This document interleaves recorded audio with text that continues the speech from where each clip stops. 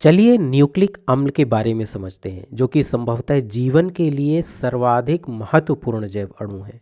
इन्हें न्यूक्लिक इसलिए कहा गया क्योंकि वैज्ञानिकों ने इन्हें सबसे पहले कोशिका के न्यूक्लियस यानी केंद्रक में देखा था।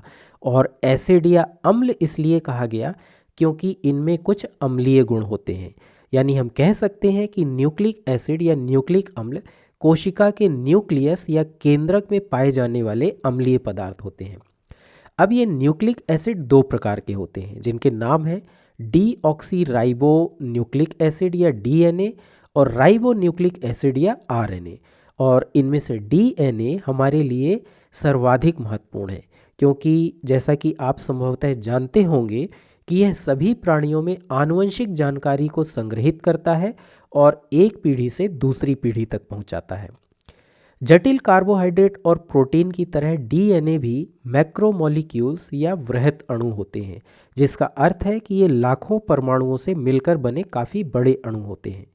यहाँ इस चित्र में डीएनए की संरचना को दर्शाया गया है, जिससे पता चलता है कि डीएनए दो लंबी श्रृंखलाओं से मिलकर बने होते हैं।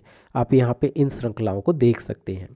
ये दोनों श्रृंखलाएं एक दूसरे के चारों ओर कुंडलित रहती हैं और बीच में हाइड्रोजन आबंधों के माध्यम से जुड़ी होती हैं।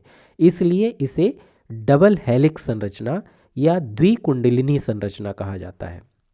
अब कई अन्य वृहत अणुओं की तरह ये न्यूक्लिक एसिड यानी डीएनए और आरएनए भी पॉलीमर अर्थात बहुलक होते हैं, जिसका अर्थ है कि ये छोटे अणुओं से मिलकर बने होते हैं। और इन न्यूक्लिक एसिड्स का निर्माण करने वाले छोटे अणुओं को, जो कि इनके बिल्डिंग ब्लॉक या निर्माण की इकाई होते हैं, उन्हें न्यूक्लियोटाइड कहा जाता है। इस तरह के न्यूक्लियोटाइड्स के कुछ उदाहरण आप यहाँ देख सकते हैं।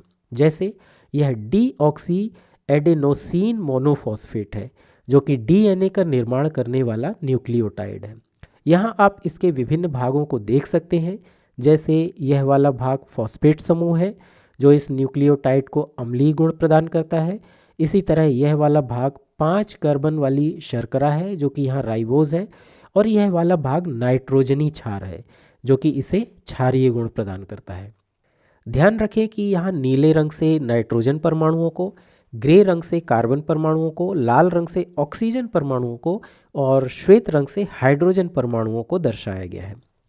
यहाँ न्यूक्लियोटाइड अणु में मौजूद राइबोज शर्करा और फॉस्फेट समूह बारी बारी से यानी एकांतर क्रम में एक दूसरे से जुड़कर डीएनए की दोनों लंबी श्रृंखलाओं का निर्माण करते हैं।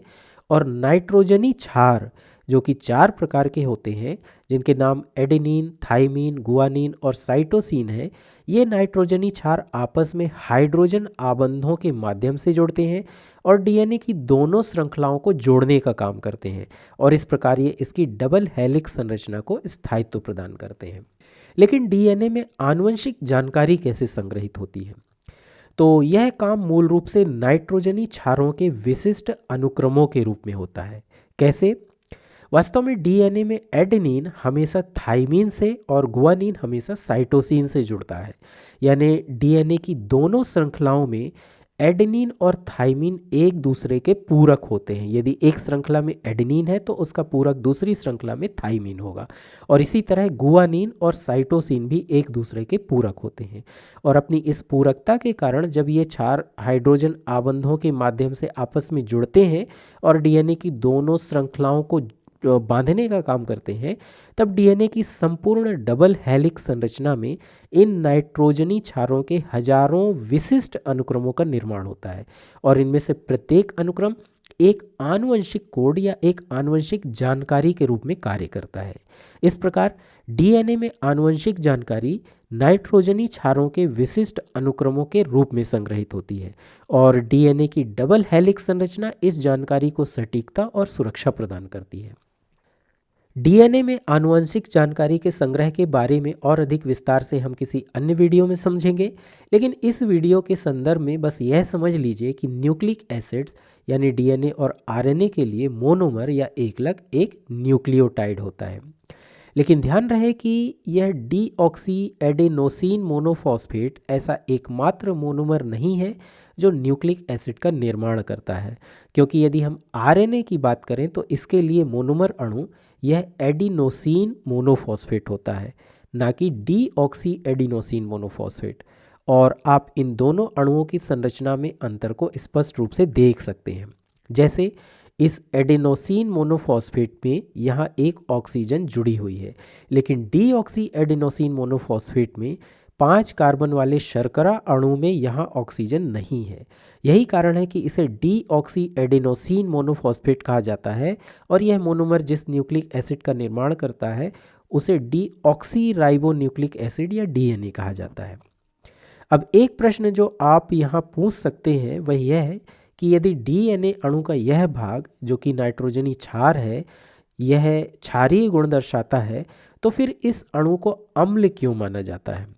इस प्रश्न का उत्तर हमें डीएनए की संरचना से मिलता है, क्योंकि इसकी संरचना में नाइट्रोजनी क्षारों वाला भाग भीतर की ओर होता है, जिसमें ये नाइट्रोजनी क्षार इन दोनों श्रृंखलाओं को जोड़ने के लिए आपस में हाइड्रोजन आबंधों के माध्यम से जुड़ते हैं और ये आबंध अत्यधिक प्रबल होते हैं।